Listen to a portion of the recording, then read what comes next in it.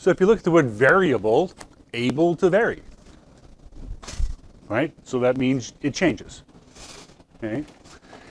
And there are things that change because we change them directly, and things that change indirectly based on what we changed, okay? So what we're talking about here is a controlled experiment, okay? In a controlled experiment, you change only one variable at a time.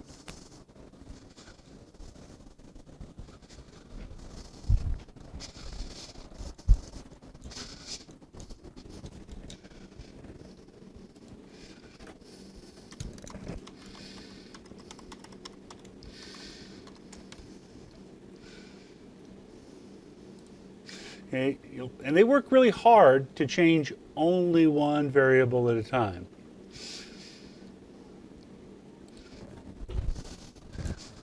What extremes do they do? Well, the most common example is in medicine, because they found that if you give just somebody a pill, they're going to feel better, whether it's a pill that does anything or not. It's called the placebo effect. Okay? If you tell them you're giving them a pill that makes them better, people feel better, even if it's not the real thing. So you got to watch out for is what you're doing caused by the fact that they took a pill or what that pill was doing.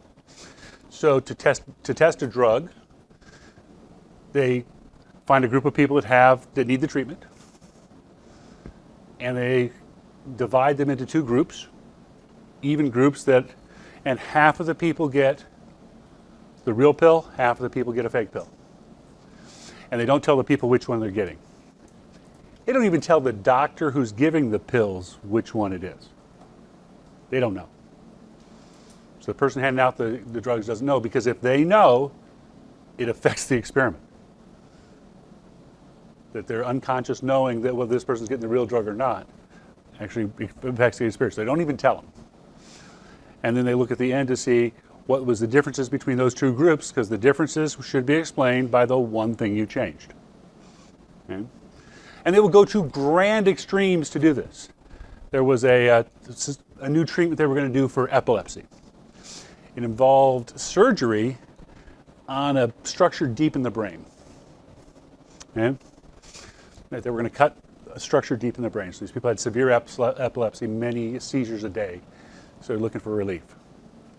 So they broke them up so they wanted to see whether they could had an effective treatment. So they had to do a control group. Okay? And so they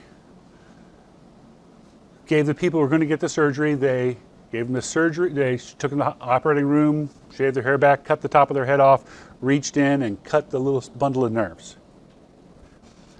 But the placebo people, they shaved their head, cut the top of their head off, reached into their brain, and touched the bundle of nerves, but didn't cut it. To see if the difference was, because you had to do brain surgery, to see if just doing brain surgery reduced the instances of the seizures. Maybe just brain surgery makes that difference. So the only thing that was different was whether it was touched or cut inside their head. And the one doing the surgeon doing the work was not the one evaluating the program. The person who was evaluating the program didn't know which one they had. And why would anybody sign up for a 50% chance to get real surgery? Well, because they promised the ones that if you're in the placebo group and it worked, you'll be the first ones to get the real treatment. They found out it worked, went back and gave the people the real treatment. But they would go to great extremes to make sure only one thing changes. Okay? That's a controlled experiment. Okay? The thing you control sometimes is called the manipulated variable. It's the variable you can manipulate, the one you can change.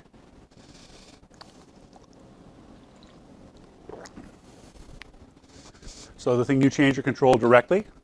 In our surgery, it was cut or touch that nerve bundle. Yeah. Now, they like this name because it's pretty descriptive, but most places don't call it the manipulated variable. Most places call it the independent variable, which is strange because it seems the opposite of independent. You control it directly. If you control it directly, it doesn't sound very independent. How, in what sense is that independent? We'll see in a minute. Okay. The responding variable is what changes as a result, but you don't have direct control. So the responding variable for the surgery would be the number of seizures, because that's what they're trying to change. So they manipulated whether they cut or not. The responding variable was the number of seizures, what they were looking to change. Could they directly control the number of seizures? No, they thought that, but their hypothesis was this nerve bundle being too active is what caused the seizures. Make sense? Okay, and again, most people don't call it the responding variable, although it's really descriptive because it responds to what happens. The more common term is dependent. Okay? The dependent variable is the one that depends on what you changed.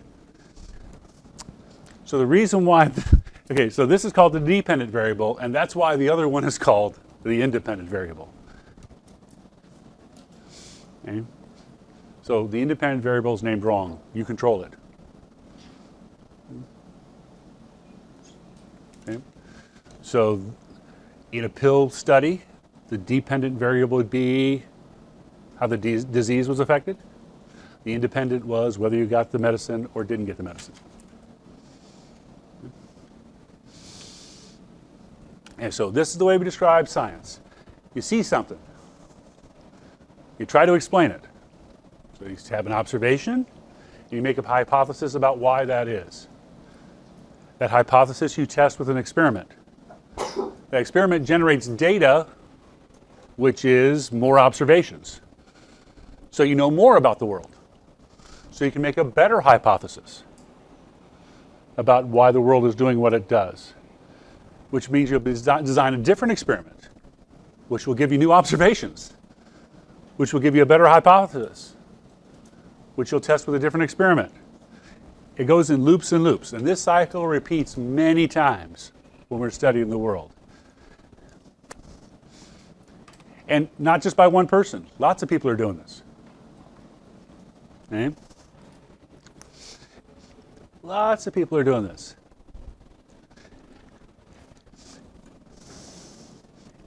And so as you do this, that explanation about why the hypothesis gets better and better.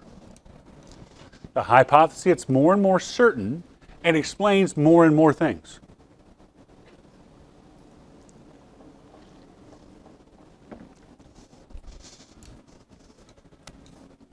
So your hypothesis is supported over and over again.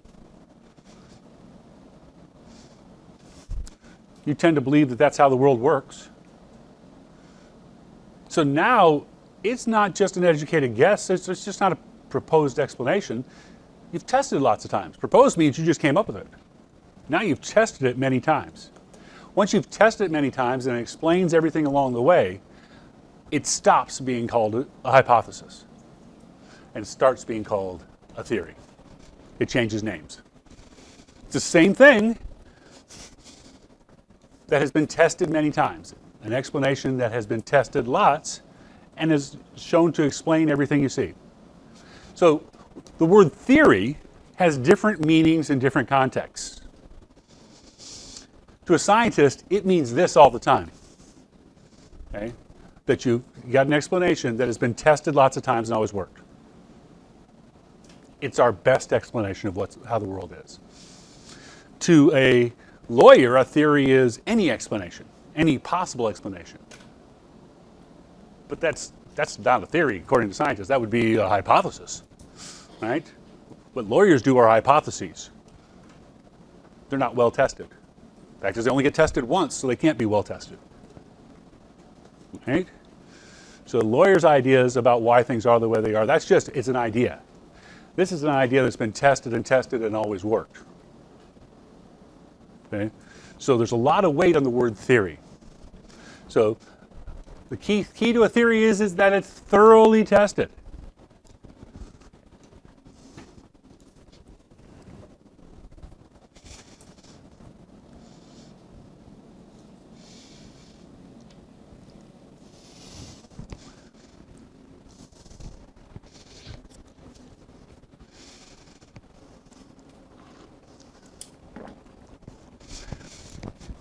put the word model in here. Okay? Model is just a representation of the real world, because what you have in your head isn't the real world. So it can either be a physical model that approaches what the real things are like a model of the solar system. Okay? But photosynthesis, all that stuff you studied last year, that was just a model. All those pictures and chains. Okay? A model is a simulation of the real world in some form, either pictures, it can be mathematical. Climate scientists, or we're talking about weathermen, they have many weather models where they plug in today's data and it predicts what tomorrow's going to look like. Okay? So we have lots of ones that try to explain why the weather does what it does. If you know why, you should know what it's going to do. So a model is just a theory in pictures or a theory in mathematical formulas, a representation of what the real world is. So model of the atom, which that picture you have in your head, is supposed to explain something. That solar system picture is supposed to explain stuff. It's not just supposed to be there. It's supposed to explain why atoms behave the way they do. And we'll see that it does. Yeah. So I hate writing this sentence, but it's true. A theory can never be proven. A scientific theory can never be proven. Because proven is a math word. And in math, when you have a proof, it's always true. There's no possibility of it ever being untrue. Whereas this, a theory, has just worked every time we've used it. But we haven't seen everything in the universe yet, at every scale. Okay? So it's the best explanation we have, but we're open to it changing if we get new information. Okay? That doesn't mean there's a doubt. Okay? It doesn't mean there's a doubt that it exists. Okay? That you're right. So theory for a lawyer means there might be some doubt. Theory to a scientist means this is the best explanation we have so far. It's explained the things we've seen so far. It's been tested lots of times. It works. Okay. So so to give you an idea, the places where it shows up most often in common language is people say, the one they fight it with is evolution. Evolution is only a theory. When you say only a theory, that means it's only explained everything they've seen. That's all it's done. That's kind of powerful, right? It's only a theory. Well, atoms. We said the whole universe is built up of little tiny atoms. Atoms are only a theory. They're just the best explanation for what we've seen happen. It's only a theory. Do scientists doubt that there are atoms out there? Okay. Do they have any doubt? No. Do they know exactly what they're like? There's still some things they don't understand. They're still trying to figure out. But they've got a pretty good model of an atom about how it behaves the way it does. A theory in pictures. So just because they say theory doesn't imply doubt, but it doesn't imply absolute certainty the way math does. It's explained everything so far, but if you give me some other evidence, we'll have to change it. Okay. A good theory will predict behavior you haven't seen before.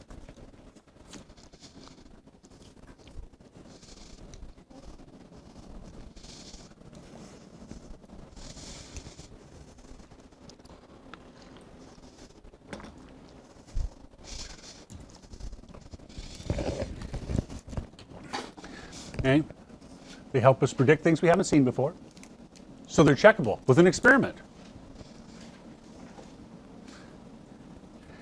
And they help us form mental processes, pictures in our head of how things work. It could be a picture on a piece of paper, but the real thing, that picture on a piece of paper, is manipulated in your head. right? Just a representation of what the real world looks like.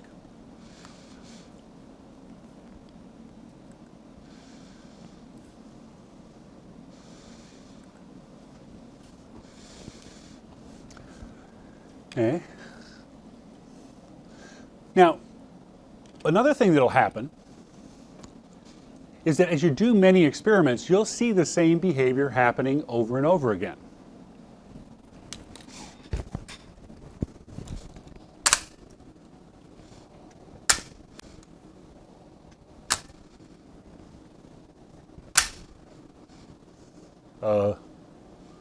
What's going to happen if I let go of the stapler? It's going to go down. Why?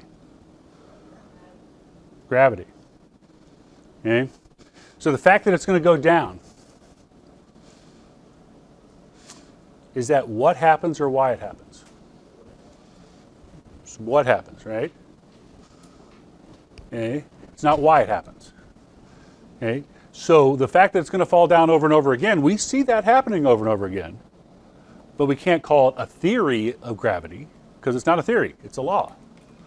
Okay? A law is what happens. A theory is why it happens.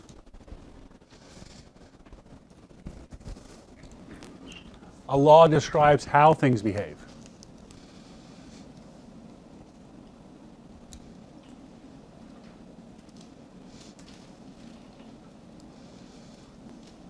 You don't have to know why. Laws are measurable.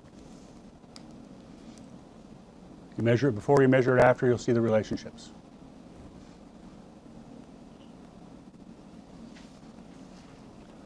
Laws are usually an equation.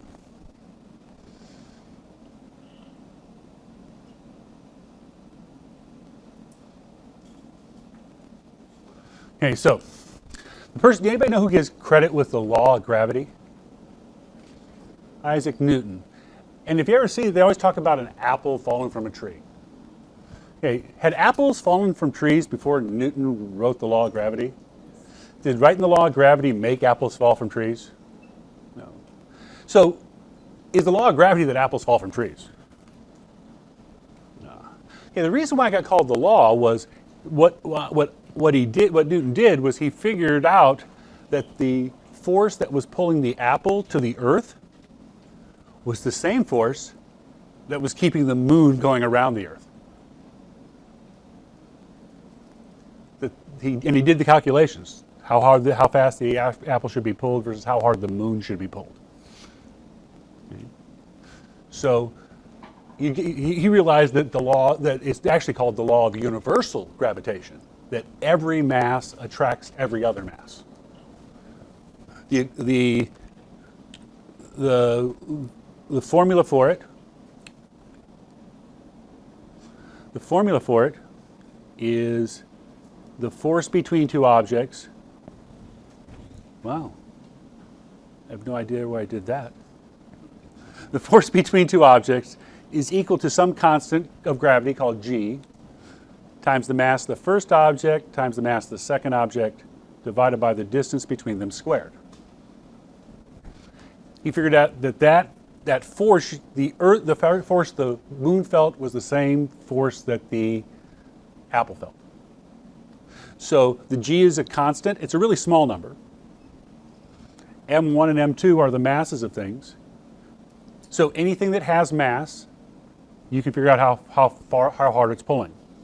So I got bad news for you. You guys all have mass, right? So you're all attracted to me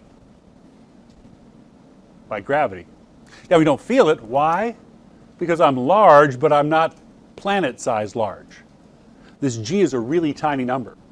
So you have to get a really big mass before you feel it. Does that make sense? You got to have something to mass. One of these masses has to be a planet before you can feel it. Okay? So now, the law of gravity is this. It explains how every two pieces in the universe are attracted to each other. Why? Because there's gravity. Why is there gravity? You guys don't know? That's good because nobody knows. They don't know why there's gravity. There is no theory of gravity. They don't know why gravity works. They got some ideas, but they haven't been able to test them.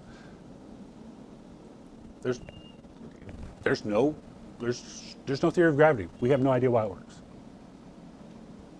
Now that's kind of strange, isn't it? That it's one of the first laws we found, how it behaved, but we still don't know why it exists. Okay? So see how law is not the same as theory.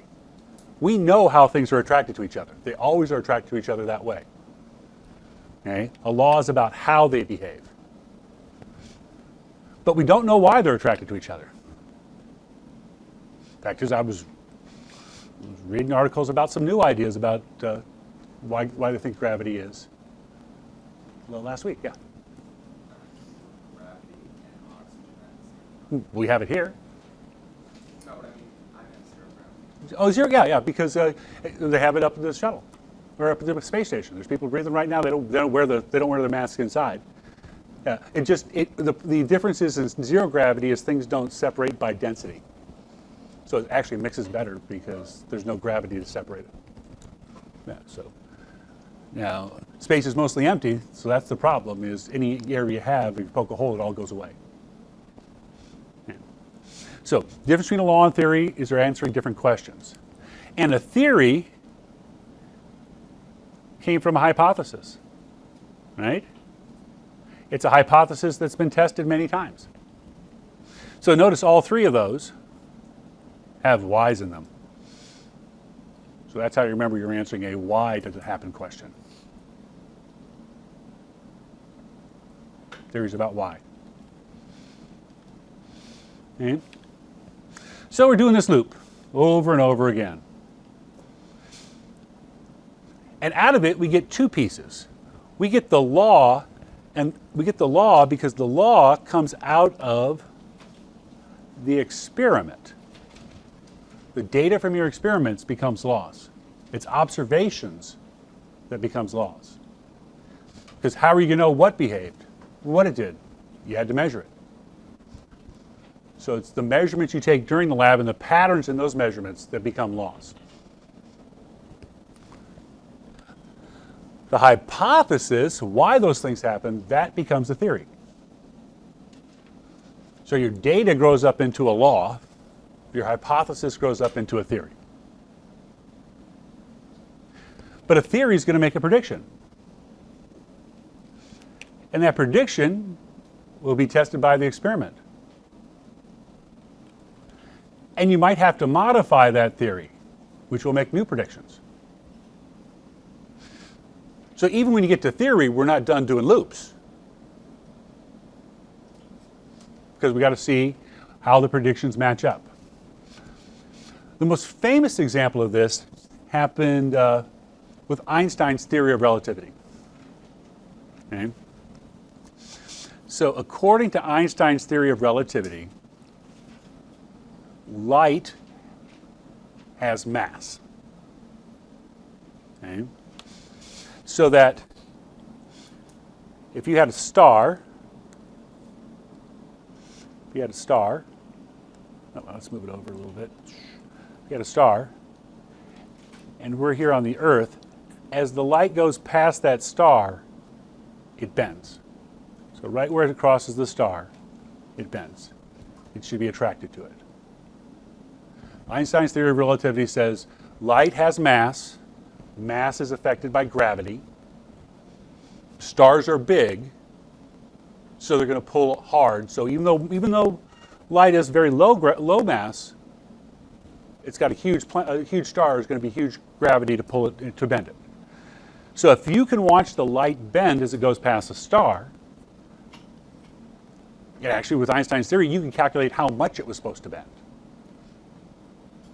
as it went past that star.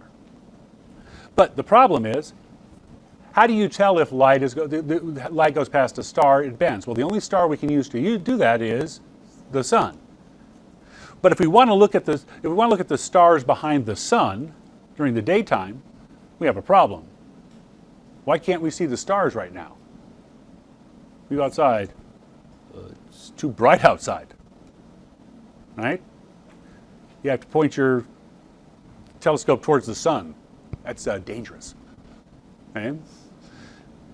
So they had to find a time, because what Einstein said was this star that's behind the sun, as it went through, it would bend, okay, that you would see a star behind the sun. Okay? But how are you going to be able to do that? Well, you need a place where the sun's out during daytime, but it's dark. That only happens during a total lunar eclipse. A total solar eclipse. So the moon gets in the way and blocks the sun. So he came up with the idea in 1909. In 1919, in the middle of World War I, they sent scientists all over the planet to measure how much the light from this star bent as it came past the sun. That they were going to look for a star that they knew was behind the sun. Okay? And if you can find that star, you have supported Einstein's theory of relativity. Because up to that point, no one had tested it. So they sent people all over the world, and they measured the angle, and the exact angle, but the star was exactly where Einstein predicted it was going to be. That the light was going to bend just enough to come around the sun. Supported the idea that light has mass, that E equals mc squared. Okay? So that's what we're talking about. The theory makes a prediction. We do an experiment. Now, we didn't have to modify it because it agreed with it. To this day, they're still testing Einstein's theory of relativity.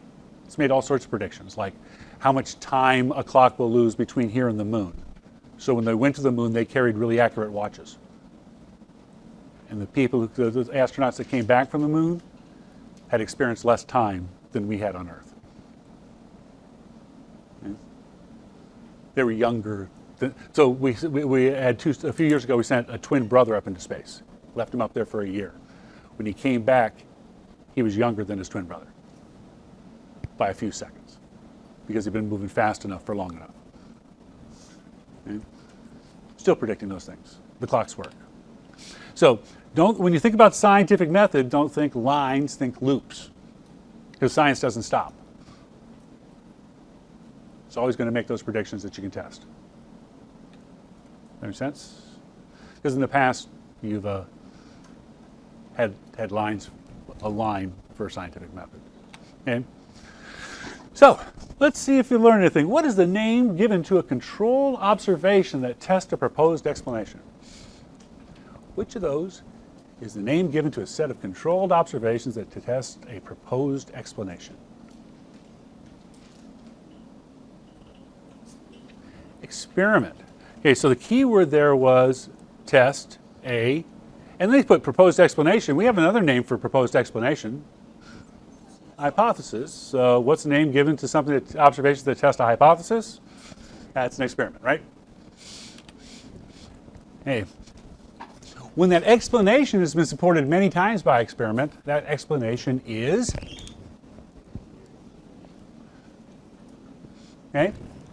So that would be a, oops, wrong way. What's going on? That would be a theory or a model. Why can it be both? Because what is a model? A theory in pictures, right? So model, I wouldn't do this to you on a test, but you see why both of those would be acceptable? Because a model is a theory, just a special way of looking at it. Okay, all A through D are true. Which one's a theory?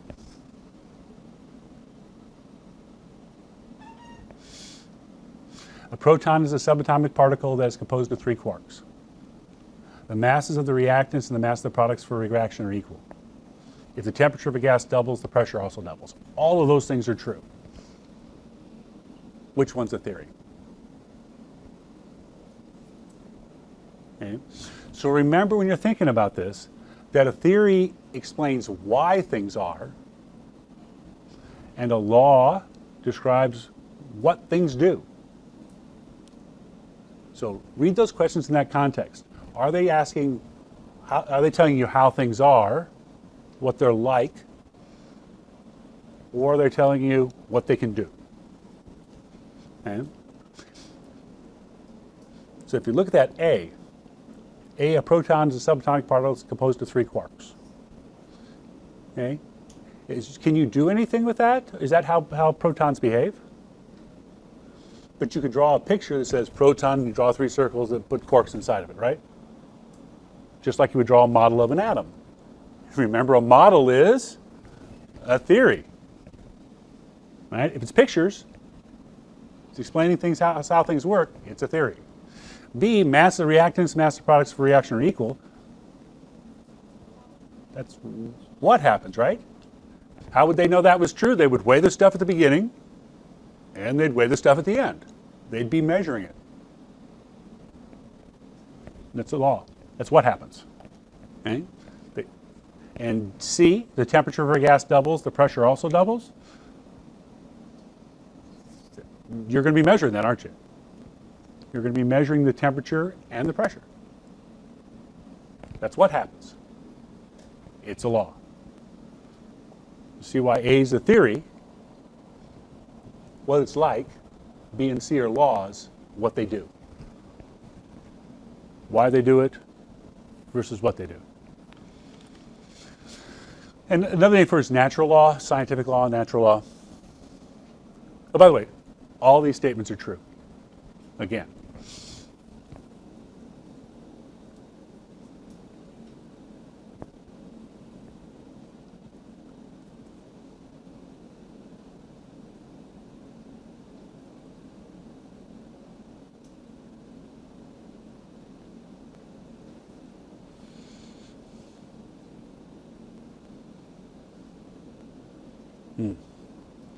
There's one that's obvious. And that obvious one is, it's obviously a law. It's the one that was the law last slide. C, right? That was on the last slide. We just explained that was a law just a few seconds ago. Okay? But what about A and B? Okay. Are we ever going to be able to measure the individual gas molecules in a collision?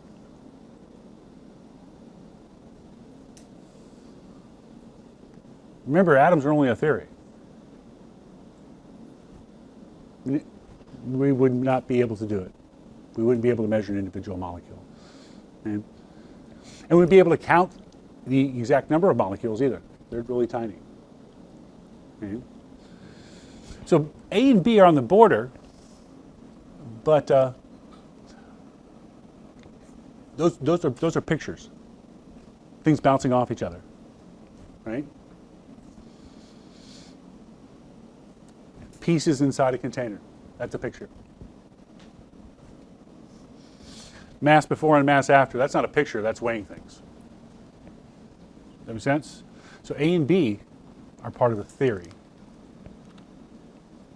Okay? So you have to make observations to start this thing, and as a matter of our experiment. Right? Because remember, data is just observations from the experiment. So there are 2 categories of observations. First type is qualitative. The qualitative observations are descriptive, but they're not really a measurement. They describe it, but they don't really measure it.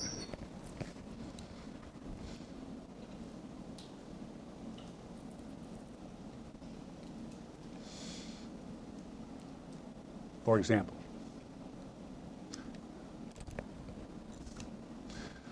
I can tell you something's hot. That describes it, but it's not really a measurement. Say something's large.